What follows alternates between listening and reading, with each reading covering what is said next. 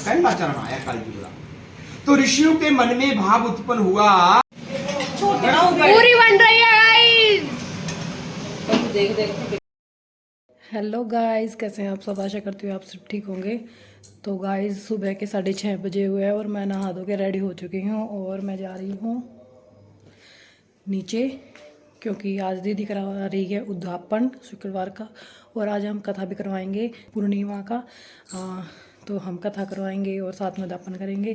तो मैं नीचे जा रही हूँ और आपको दिखाती हूँ बाहर कितना अंधेरा है अभी।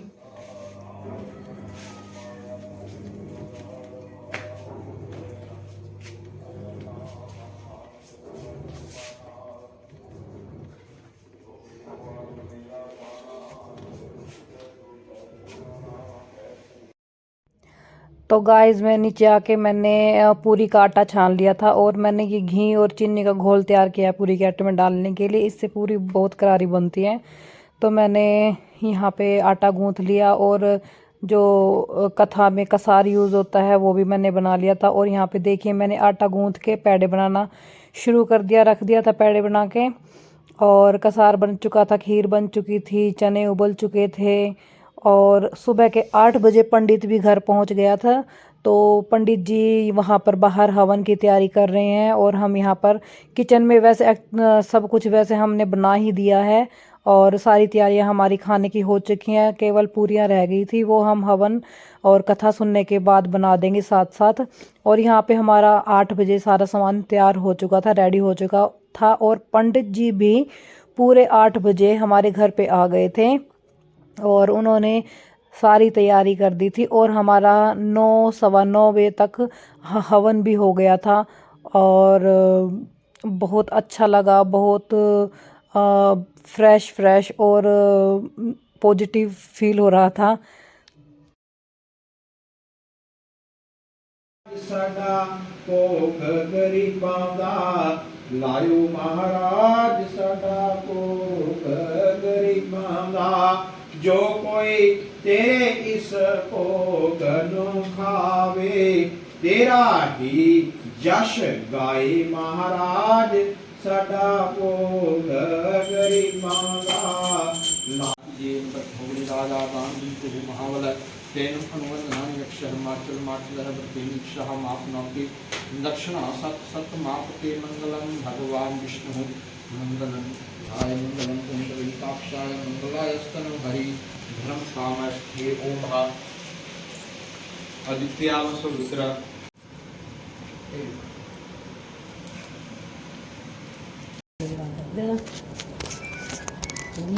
हेलो, हाँ जी, बस आ जाना, आइए। स्वाहा स्वाहा स्वाहा स्वाहा स्वाहा। हाथ जोड़ लो भगवान। ओम ब्रह्मा शांताकारं उद्विशयनं पद्मनाभं सुरेशाय विश्वाधारं गगनमेघवर्णं शुभंगं लक्ष्मीकान्तं कमलनयनं योगी वरध्यानगम्यं वंदे विष्णु भवहरं सर्वलोकीनाथ स्वाहा। अच्छा जी, गुण भगवान दी कथा ਨੂੰ सुन लो, उसके बाद आरती करके ਅਸੀਂ ਹੋਰ ਟਿਕਾ ਲਾਂਗੇ, है जी। पुजाना की ड्यूटी है।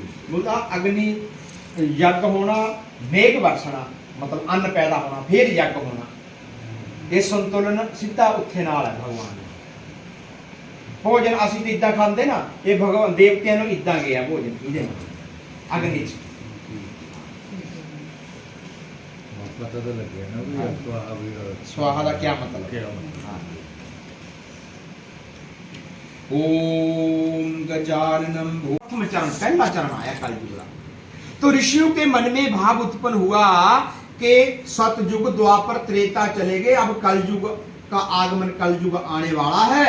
जो कलयुग में जीव होंगे वो बोलते कम आयु वाले जीव होंगे। कलयुग 120 साल की उम्र लिखी हुई जीव की। तो आज परमात्मा की ऐसी कृपा है कि 120 तक किसी भागा वाले नूं मिलदा नहीं, 100 भी किसी भागा वाले नूं मिलिया करता। उम्र बिल्कुल घटिया करती साडी। कोई 60 70 80 90 नो 100 किसी भागा वाला 120 तो बड़े दूर की गल है।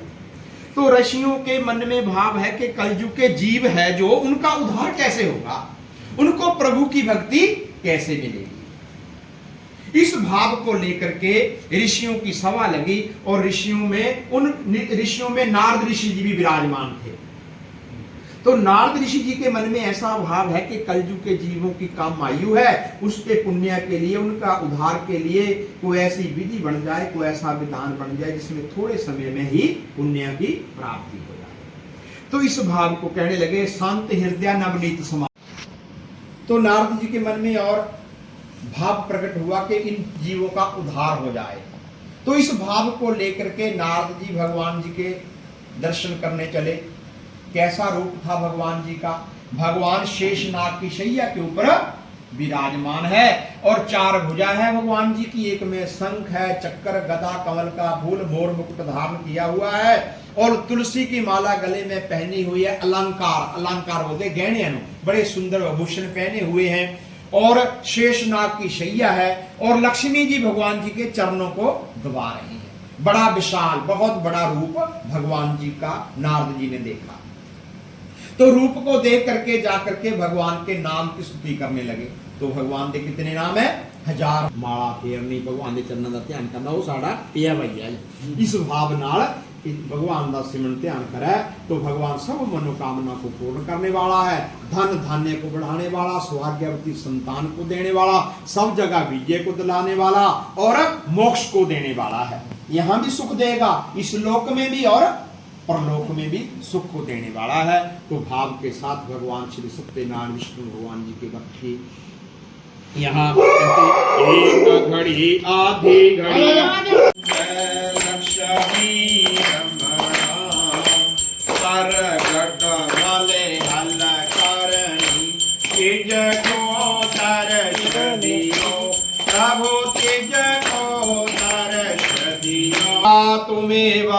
तुमेव बंधु ते सखा तुमेव विद्या द्रविणम तुमेव सर्वम मम देव देव। बोलो श्री सत्यनारायण भगवान की जय। जय हो, धर्म की जय हो, अधर्म का विनाश हो।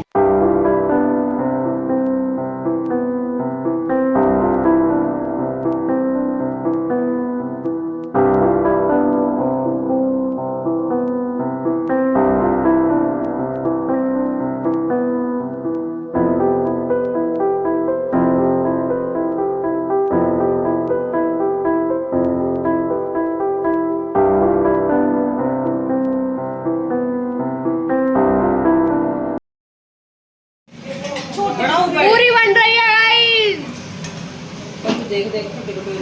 यहाँ पे घी डल रही है गाइस। वहाँ पे ये सब बैठे हैं गाइस।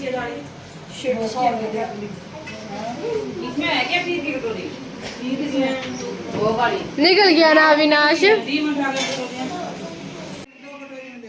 तो गाइस ये माता संतोषी के व्रत का उद्यापन है। तो इसमें लड़कों को बिठाया जाता है व्रत खोलने के लिए, जमाने के लिए। तो यहाँ पे सभी लड़के बैठे हैं खाना खाने के लिए।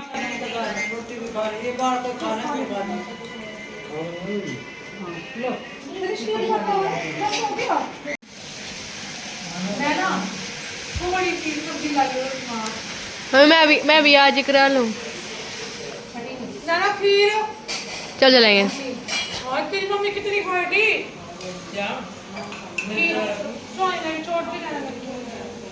पागल है क्या? माही ने भी छोड़ दी। माही पागल है क्या?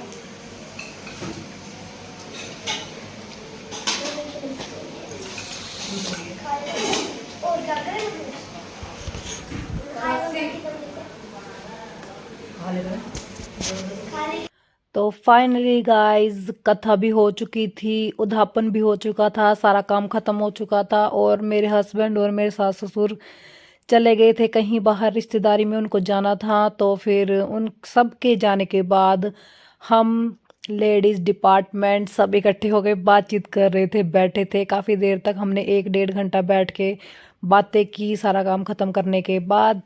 तो चलिए गाइस, आशा करती हूँ आपको ये व्लॉग ज़रूर पसंद आएगा। तो मिलते हैं आपको नेक्स्ट व्लॉग में। बाय।